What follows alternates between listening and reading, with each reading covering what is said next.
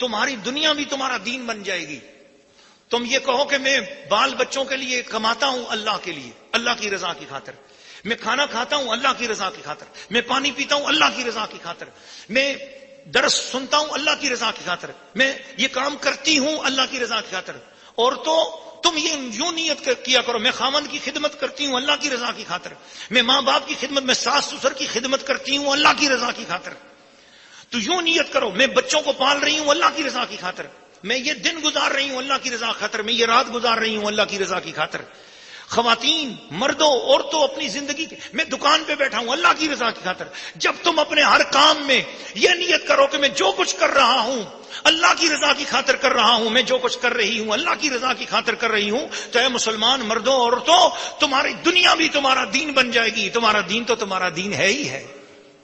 گویا تمہارا جینا مرنا، تمہاری زندگی کا ہر عمل گویا وہ اللہ کی رضا کی خاطر ہو جائے گا. تمہارا کھانا پینا ثواب بن جائے گا، تمہارا اٹھنا بیٹھنا ثواب بن جائے گا، تمہاری نیند ثواب بن جائے گی. ایک واقعہ چھوٹا سا سنا کر پھر میں اجازت چاہتا ہوں. اللہ کی رضا کے حوالے سے ایک بات آ گئی کہ ایک مسجد میں ایک بندہ نماز پڑھ رہا تھا. تو حضرت سفیان ثوری رحمۃ اللہ تعالی علیہ مسجد سے باہر آئے. وہ بھی مسجد کے اندر جانا چاہ رہے تھے. دیکھا دروازے پر شیطان کھڑا ہوا رو رہا ہے. آپ نے کہا تو کیوں رو رہا ہے یہاں پہ؟ کہنے لگا میں مسجد کے اندر نہیں جا سکتا. وہ ایک بندہ نماز پڑھ رہا ہے، میں اس کو وسوسہ ڈالنا چاہتا ہوں نماز کے اندر، اس کا دل نماز سے ہٹانا چاہتا ہوں، مگر میں مسجد میں نہیں جا سکتا. تو بھائی کیوں نہیں جا سکتا؟ کہنے لگا دراصل اس کے پاس ایک بندہ سو رہا ہے، اس کی سانسوں سے ایسا نور نکل رہا ہے کہ اس سانسوں کے نور سے میں کہیں جل نہ جاؤں.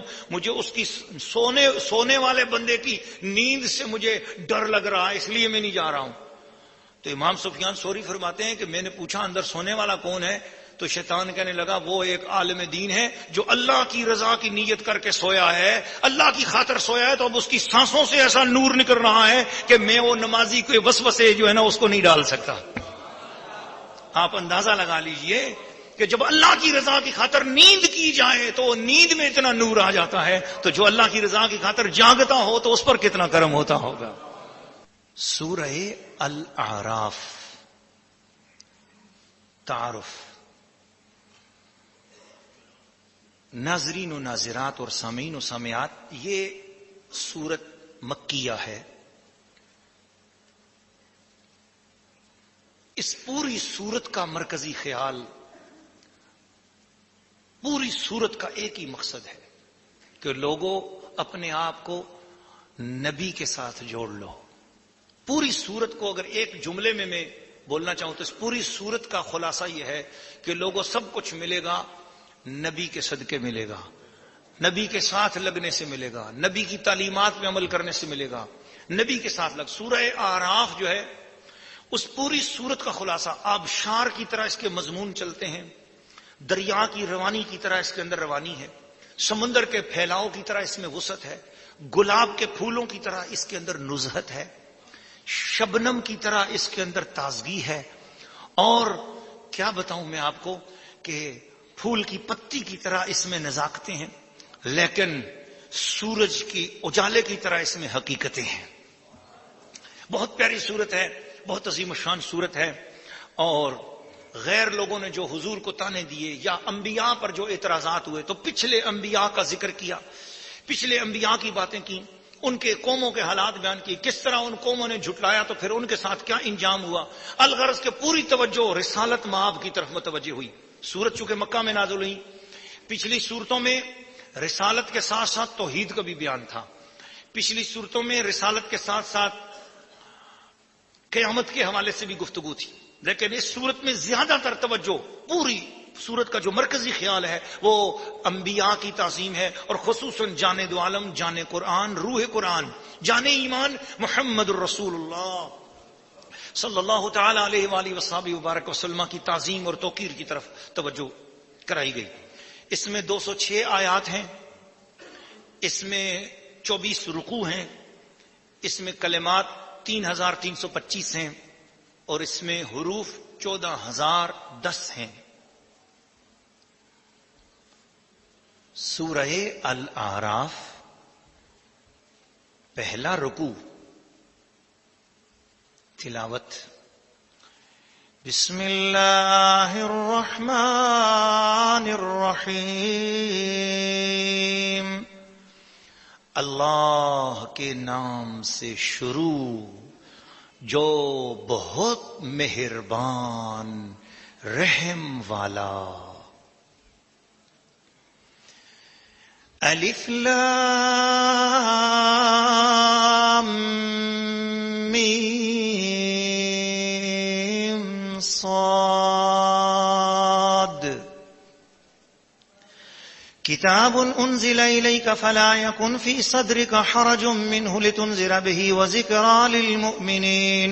اتبعوا ما انزل الیکم من ربکم ولا تتبعوا من دونه اولیاء قلیلا ما تذکرون.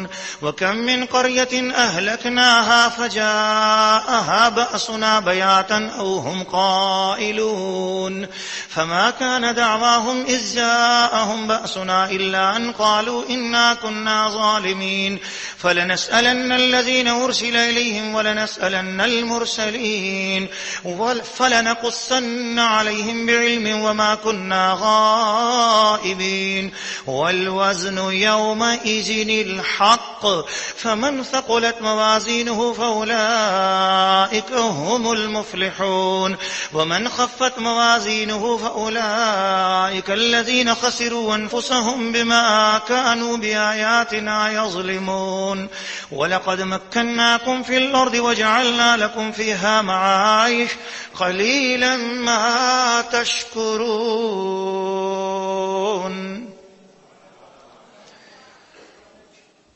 سورہ الاعراف رکوع نمبر 1. ترجمہ کنز الایمان. اے محبوب، ایک کتاب تمہاری طرف اتاری گئی تو تمہارا جی اس سے نہ رکے، اس لیے کہ تم اس سے ڈر سناؤ اور مسلمانوں کو نصیحت. اے لوگو، اس پر چلو جو تمہاری طرف تمہارے رب کے پاس سے اترا، اور اسے چھوڑ کر اور حاکموں کے پیچھے نہ جاؤ. بہت ہی کم سمجھتے ہو. اور کتنی ہی بستیاں ہم نے ہلاک کی تو ان پر ہمارا عذاب رات میں آیا یا جب وہ دوپہر کو سوتے تھے تو ان کے منہ سے کچھ نہ نکلا جب ہمارا عذاب ان پر آیا مگر یہی بولے کہ ہم ظالم تھے. تو بے شک ضرور ہمیں پوچھنا ہے ان سے جن کے پاس رسول گئے، اور بے شک ضرور ہمیں پوچھنا ہے رسولوں سے، تو ضرور ہم ان کو بتا دیں گے اپنے علم سے، اور ہم کچھ غائب نہ تھے. اور اس دن تول ضرور ہونی ہے، تو جن کے پلے بھاری ہوئے وہی مراد کو پہنچے، اور جن کے پلے ہلکے ہوئے تو وہی ہیں جنہوں نے اپنی جان گھاٹے میں ڈالی ان زیادتیوں کا بدلہ جو ہماری آیتوں پر کرتے تھے. اور بے شک ہم نے تمہیں زمین میں جماؤ یعنی ٹھکانہ دیا، اور تمہارے لیے اس میں زندگی کے اسباب بنائے، بہت ہی کم شکر کرتے ہو. سورہ الاعراف رکوع نمبر 1. تفسیر.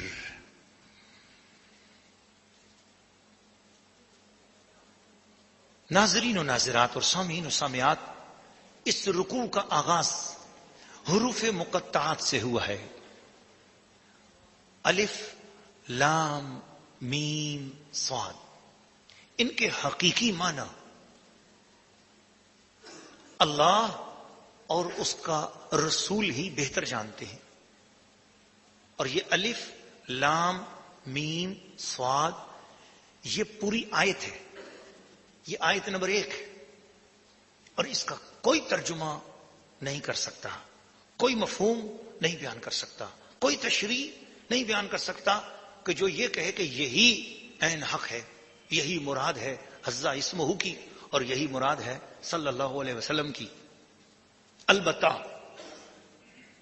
میں نے تفسیر ضیاء القرآن حضور ضیاء الامت مفتی احمد یار خان، مفتی محمد کرم شاہ الازہری رحمت اللہ تعالی علیہ، ان کی تفسیر جلد اول میں یہ بات پڑھی ہے، اور انہوں نے اس کو ایک بڑے مضبوط حوالے سے لکھا ہے کہ اللہ پاک نے جس طریقے سے حضور صلی اللہ علیہ وسلم کی مٹھی میں کنکریوں کو بولنے کی زبان عطا کی ہے، اسی طرح یہ حروف مقطعات بعد اولیاء اللہ ایسے ہیں جن کے ساتھ یہ حروف مقطعات کلام کرتے ہیں اور ان کو اپنے راز اور اپنی شان اور اپنے اسرار بتاتے ہیں۔ انہی اولیاء اللہ میں سے ایک ولی کامل حضرت شیخ عبدالعزیز دباغ رحمت اللہ علیہ گزرے ہیں، جنہوں نے ایک اپنے خلیفہ، ان کے خلیفہ ہیں شیخ سلجماسی رحمت اللہ علیہ۔ حضرت شیخ سلجماسی رحمت اللہ علیہ نے اپنے پیر و مرشد حضرت شیخ عبدالعزیز دباغ رحمت اللہ تعالی علیہ کے ملفوظات کو جمع کیا تو اس کا نام انہوں نے ابریز رکھا۔ وہ جو کتاب ابریز ہے اس کا اردو زبان میں ترجمہ ہے خزینہ معارف کے نام سے، ڈاکٹر پیر محمد حسن صاحب نے اس کا ترجمہ کیا ہے راولپنڈی۔ اس میں انہوں نے حروف مقطعات پر گفتگو بھی کی ہے اور حروف مقطعات کے معنی بھی بیان کیے ہیں اور ان کے مطالب بھی بیان کیے اور اس کے اسرار بیان کیے ہیں۔ یہ یاد رکھنا چاہیے کہ یہ حضرت شیخ عبدالعزیز دباغ رحمت اللہ علیہ وہ ہیں کہ جنہوں نے یسرن القرآن کا قاعدہ بھی کسی انسان سے نہیں پڑھا، لیکن یہ پورے قرآن کے حافظ بھی تھے اور احادیث کے حافظ بھی تھے۔ یہ احادیث رسول پڑھتے بھی تھے اور پڑھاتے بھی تھے۔ کسی نے ان سے پوچھا کہ آپ کسی انسان کے سامنے زانوِ تلمذ بھی نہیں طے کیا اور اس کے باوجود احادیث پڑھاتے ہیں، بخاری شریف پڑھاتے ہیں اور آپ تفسیر پڑھاتے ہیں اور قرآن پڑھاتے ہیں؟ فرمایا کسبت بصدر نبی صلی اللہ علیہ وسلم، میں نے علم حضور کے سینے مبارک سے حاصل کیا ہے۔ تو الف لام میم صاد اس کا ترجمہ انہوں نے بھی ارشاد فرمایا اور حضرت امام محی الدین ابن عربی نے بھی اس پر ارشاد فرمائی ہیں باتیں، اور اسی طریقے سے اور کئی علماء ہیں جنہوں نے ان کے اوپر اپنی آراء اور اپنی تفاسیر یا جو انہیں اللہ نے اپنی شان ان کی جھولی کے مطابق علم عطا کیا ہے تو وہ انہوں نے اس کا علم ظاہر کیا ہے۔ شوق رکھنے والے حضرات وہاں سے پڑھ سکتے ہیں۔ البتہ ایک ترجمہ اس میں سے میں اس وقت آپ کے سامنے عرض کرتا ہوں، لیکن وہی بات ہے کہ واللہ تعالی ورسولہ اعلم بحقیقتہ الحال۔ الف سے مراد ہے اللہ، لام سے مراد ہے للہ، میم سے مراد ہے من اللہ، اللہ للہ من اللہ، اور صاد سے مراد ہے صلی اللہ علی حبیبہ سیدنا محمد وآلہ وسلم، صلی اللہ علیہ وسلم۔ اللہ کی طرف سے، اللہ کے لیے، اللہ کی جانب سے درود و سلام ہو حضرت محمد مصطفیٰ صلی اللہ علیہ وسلم۔ یہ اس کا ترجمہ ہے۔ دوسرا ایک ترجمہ یہ ہے کہ اللہم، الف لام سے مراد ہے اللہم، اللہم منی، اللہم منی، میم سے مراد ہے منی، الف لام سے مراد ہے اللہم، اللہم میم سے مراد ہے منی صلی علی سیدنا محمد، اے اللہ میری طرف سے محمد مصطفیٰ صلی اللہ علیہ وسلم پر درود نازل فرما۔ یہ صلی علی الانبیاء، تمام انبیاء پر درود نازل فرما۔ چونکہ اس صورت کے اندر باتیں ہی سارے انبیاء کی ہونی ہیں اور حضور کی باتیں ہونی ہیں، ایمان برسالت کی باتیں ہونی ہیں، تو اس لیے اس صورت کے شروع میں حروف مقطعات اور آیت مقطعات لا کر یہ بتا دیا کہ لوگوں تم رسول کی عظمت اور تم رسول کے مقام کو کیا جانو؟ میں رسول کے ساتھ ایک جملہ میں نے بولا ہے الف لام میم صاد، تم رسول کو کبھی اپنے جیسا نہ سمجھنا، زندگی بھر تم اس جملے کا ترجمہ نہیں کر سکتے ہو، اس کی تشریح نہیں کر سکتے ہو۔ جو میں نے اپنے نبی کے ساتھ بات کی، جب میں جانوں یا میرا نبی جانے تو اس کا مطلب ہے میرا نبی تمہارے جیسا نہیں، تم میرے نبی جیسا نہیں، میرا نبی بے مثل و بے مثال ہے۔ کتاب انزل الیک فلا یکن فی صدرک حرج، کہ اعلی حضرت امام اہل سنت نے اس کا ترجمہ فرمایا کہ یہ کتاب تمہاری طرف اتاری گئی ہے، تمہارا جی اس سے نہ رکے۔ حضور علیہ الصلوۃ والسلام مکہ کے کافروں کی عادتوں کو تو جانتے ہی تھے کہ یہ وہ لوگ ہیں جو ماں باپ کو نہیں مانتے۔ پچھلے رکوع میں یہی بات ہوئی نا، ماں باپ کا ادب کرو، تو جو ماں باپ کا ادب نہیں کرتے تھے تو ان کو اس چیز کی بات بتائیے۔ جو ماں باپ کی نہیں مانتے، جن کے نزدیک رشتوں کا تقدس نہیں ہے، جو اپنی بیٹیوں کو زندہ درگور کرنے والے لوگ ہیں، تو ان لوگوں کو میں اگر حق کی بات بتاؤں گا، جو 360 بتوں کو ماننے والے ہیں، میں ان کو ایک رب کی بات بتاؤں گا، کہیں ایسا نہ ہو کہ ان میں سے کوئی بھی نہ مانے، انکار نہ کریں. تو جب قرآن حضور پر نازل ہوا تو حضور کا دل اس بارے میں یہ سوچنے لگا کہ کیسے ہوگا، میں اکیلا ہوں اور کوئی ہے بھی نہیں، پورا مکہ ایک طرف، سارے کافر ایک طرف، ہر طرف انکار والے ہی لگتے ہیں، پتہ نہیں کوئی اقرار کرے گا نہیں کرے گا. تسلی دی محبوب، فلا یکن فی صدرک حرج، اپنے دل کو نہ روکو، دل میں یہ تسلی رکھو، لتنذر بہ، ڈراؤ اس بستی والوں کو، یہ قرآن کے ذریعے ڈراؤ، آگاہ کرو قبل از وقت، وذکری للمؤمنین، اور مسلمانوں کے لیے نصیحت ہے یہ قرآن. آپ جب بات کرو گے تو میں پروانے اس شمع کے لیے پیدا کرتا چلا جاؤں گا. محبوب آپ شمع بن کر قرآن کے نور سے ذرا مکے کے اندھیروں میں شمع تو قرآن کی جلاؤ، پھر پروانہ دیکھو، صدیق بھی آتا ہے، علی بھی آتا ہے، پھر خدیجۃ الکبریٰ اس کے ارد گرد، شمع کے ارد گرد پروانہ بن کے نثار ہوگی. تو آپ قرآن کو پڑھیے، تسلی. تو گویا قرآن کی تبلیغ کے لیے تسلی حضور کو دی جا رہی ہے، اور فرمایا مسلمانوں کے لیے بھی نصیحت ہے کہ مسلمانوں تم قرآن کو سنانے میں بھی نہ ڈرو نہ جھجکو. آج اسی لیے ہم نے یہ دورہ تفسیر الحمدللہ علی ذالک رکھا ہے کہ آج ہم لوگ بہت ساری دوسری تفصیلات میں مصروف ہوتے چلے جا رہے ہیں. میرے آقا صلی اللہ علیہ وسلم کا میلاد ہے، حضور کو خوشی اس بات سے ہوتی تھی کہ کوئی قرآن سنائے اور میں سنوں. تو ہم نے سوچا آؤ آج حضور کو راضی کرنے کے لیے، حضور کو خوش کرنے کے لیے اللہ کا کلام حضور کو سنائیں، پورا مہینہ روزانہ ایک پارہ سنائیں. فرشتے یہاں سے جب کاغذات لے کر مدینے پہنچیں گے، اللہ کے دربار میں پہنچیں گے، رب پوچھے گا میرے امتی میرے محبوب کے میلاد کے مہینے میں، میرے رب پوچھے گا میرے محبوب کے امتی میرے محبوب کے میلاد کے مہینے میں کیا کرتے تھے؟ فرشتے بولیں گے کچھ قرآن سن رہے تھے، کوئی سنا رہا تھا. مولا گناہوں میں ڈوبے ہوئے ہیں، گناہوں میں لت پت ہیں، گناہوں میں عمل تو ان کے ٹھیک نہیں ہے، مگر وہ قرآن کے حضور بیٹھ گئے ہیں، قرآن کے سامنے بیٹھ گئے ہیں. ان کے عمل تو ٹھیک نہ تھے، لیکن مولا انہوں نے اپنے آپ کو قرآن کی بارگاہ میں پیش کر دیا ہے. وہ خواتین بھی آئیں، مرد بھی آئے، مل کر تیرا قرآن سن رہے تھے، سنا رہے تھے. تو دیکھو دوستو کتنا کرم ہوگا، کس طرح وہاں پر بات ہوگی. دعا کرو کہ اللہ پاک میرا سنانا آپ کا سننا ان جنابوں میں قبول اور منظور فرمائے.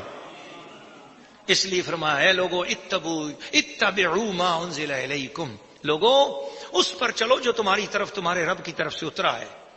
ولا تتبعوا من دونه اولیاء، اس کو چھوڑ کر اور حاکموں کے پیچھے نہ جاؤ. ہمارا حاکم قرآن ہے، ہمارا حاکم قرآن ہے، ہمارا ہادی قرآن ہے، ہمارے پاس رب کی نشانی قرآن ہے، رسول کی نشانی آل رسول ہے. حضور نے فرمایا تھا جاتے ہوئے رسول نے یوں کیے فرمان دو، آل رسول کا ساتھ ہو اور ہاتھوں میں قرآن ہو. تو یہ قرآن مجید فرقان حمید کے ساتھ جڑ جاؤ، یہ تمہیں برکتیں دے گا، یہ تمہیں نبی سے ملائے گا، یہ تمہیں صحابہ سے ملائے گا، یہ تمہیں اولیاء سے ملائے گا. اولیاء کا ادب قرآن میں ہے، صحابہ کا ادب قرآن میں ہے، اہل بیت کا ادب قرآن میں ہے، انبیاء کا ادب قرآن میں ہے، ملائکہ کا ادب قرآن میں ہے، توحید قرآن میں ہے، رسالت قرآن میں ہے، ایمان بالآخرت قرآن میں ہے. پھر فرمایا فَكَمْ مِنْ قَرْيَةٍ أَهْلَكْنَاهَا، وہ بے شمار بستیاں ہم نے برباد کی. میں تو کائنات بنائی تھی بسانے کے لیے، لیکن جب کوئی کائنات میں میرے نبی کو نہیں مانتا، میرے قرآن کو نہیں مانتا، میری کتابوں کو نہیں مانتا، تو پھر میں ان کو برباد کرتا ہوں. کس طرح؟ ارے ہر وقت کوئی وقت ہوتا ہے نا برباد کرنے کی، عذاب آنے کی کوئی نشانی ہوتی ہیں. اللہ فرماتا ہے جب کوئی گستاخ ہو جاتا ہے تو میں اسے پتہ بھی نہیں لگنے دیتا، اس وقت اس پر عذاب بھیجتا ہوں. فجاء باسنا بیاتا او هم قائلون، رات کے وقت سو رہے ہوتے ہیں تب میں ان کو عذاب ڈالتا ہوں کہ ان کو بچنے کی مہلت بھی نہ مل سکے، توبہ کرنے کی مہلت بھی نہ مل سکے. راتوں کے وقت زلزلے بھیجے، راتوں کے وقت چنگاڑیں بھیجی، راتوں کے وقت میں نے عذاب بھیجے نبیوں سے دور ہونے والے پر، نبیوں کی گستاخی کرنے والوں پر. او هم قائلون، یا دوپہر کے وقت وہ قیلولے کر رہے تھے، سو رہے تھے، اس وقت بھیجا کہ وہ نہ توبہ کر سکیں نہ ان کو کچھ. تو اللہ تعالی ہمیں نبیوں کی بے ادبی سے بچائے، قرآن کی بے ادبی سے بچائے.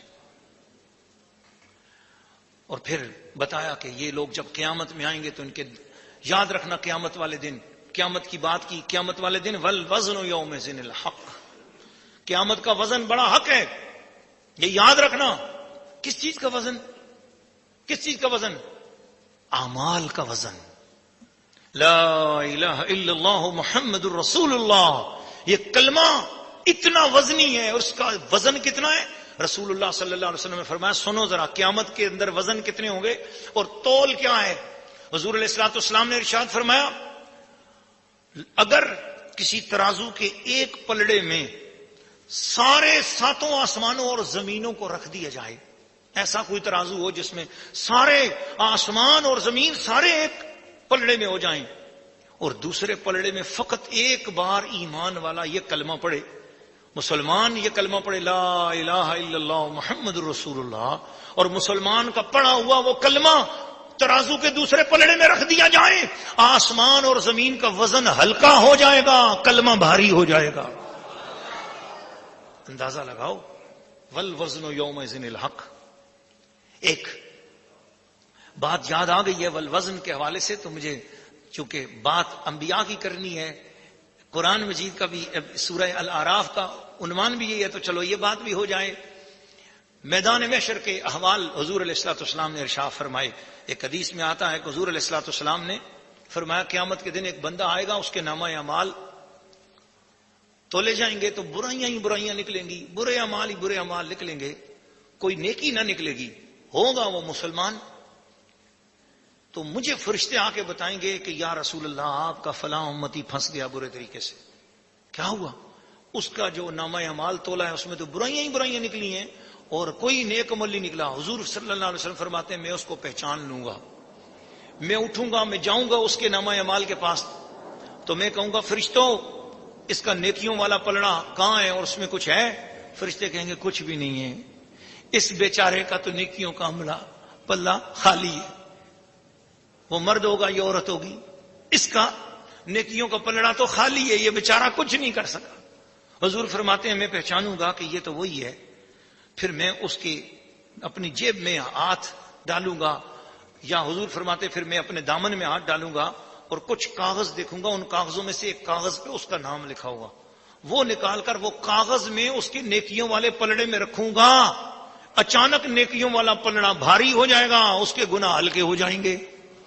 وہ میری طرف دیکھ کر کوئی کہے گا مجھے پہچان نہیں پائے گا، اس کے گناہوں کے سبب وہ مجھے پہچان نہیں سکے گا، وہ کہے گا او اچھے آدمی تو کون ہے، اتنی نیکی میرے ساتھ کر رہا ہے؟ میں کہوں گا میں تیرا نبی ہوں، تو نے زندگی میں ایک بار بڑی محبت سے مجھ پہ درود پڑا تھا، وہ تیرا درود میں نے سنبھال کے رکھا ہوا تھا، آج وہ تیرا درود تیرے کام آیا ہے۔